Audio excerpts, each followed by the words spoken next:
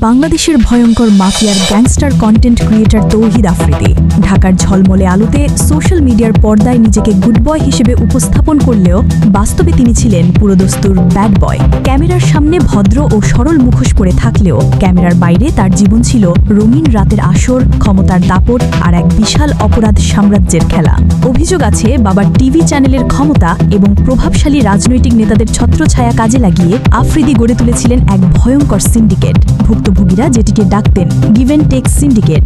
এর নিয়ম ছিল একেবারেই সরল, যার থেকে সুবিধা আসবে তার সঙ্গে সম্পর্ক থাকবে, আর যার কারণে ক্ষতি হবে তার জন্য অপেক্ষা করত ভয়ঙ্কর পরিণতি।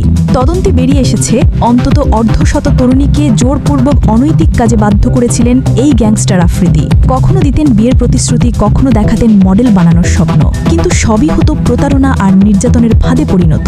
তিনি ক্ষমতা পেতেন প্রভাবশালী রাজনৈতিকবিদ ও সাবেক কিছু পুলিশ কর্মকর্তার ছত্রছায়া থেকে।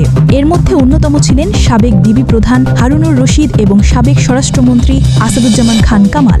এদের সঙ্গে মিলেই তৈরি হয়েছিল এক অদৃশ্য কিন্তু ভয়ঙ্কর মাফিয়ার নেটওয়ার্ক।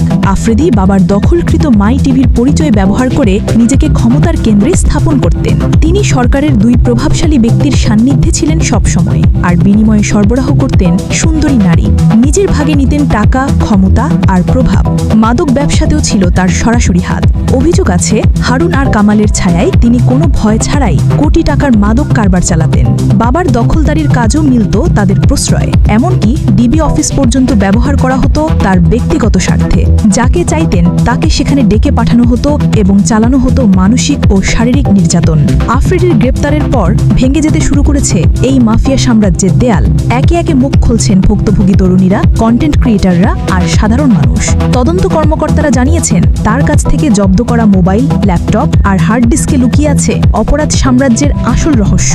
ইতোমধ্যেই আলোচিত তরুণী মুনিয়ার সঙ্গে আফ্রিদির ঘনিষ্ঠ সম্পর্কের প্রমাণ পাওয়া গেছে। নিয়মিত যাতায়াত করতেন তিনি মুনিয়ার বাসায়। অন্যদিকে দুদকের অনুসন্ধানে বেরিয়ে এসেছে সাবেক স্বরাষ্ট্রমন্ত্রী আসাদুজ্জামান খান কামাল ও তার পরিবারের নামে শত কোটি টাকার অবৈধ সম্পদের তথ্য। অভিযোগ রয়েছে তিনি দায়িত্ব নেওয়ার পর থেকেই বস্তায় বস্তায় ঘুষ নিতেন, আর আফ্রিদির গ্যাংস্টার সিন্ডিকেট এই অবৈধ সম্পদ আর ক্ষমতার খেলাকে করেছিল আরও সুসংগঠিত। কিন্তু এখানেই শেষ নয়। টাকা আর প্রভাবের নেশায় আফ্রিদি জড়িয়ে পড়েন চাঁদাবাজি, জমি, ফ্ল্যাট দখল, নিয়োগ বাণিজ্য, এমনকি মানি লন্ডারিংয়ের মতো ভয়ঙ্কর অপরাধে।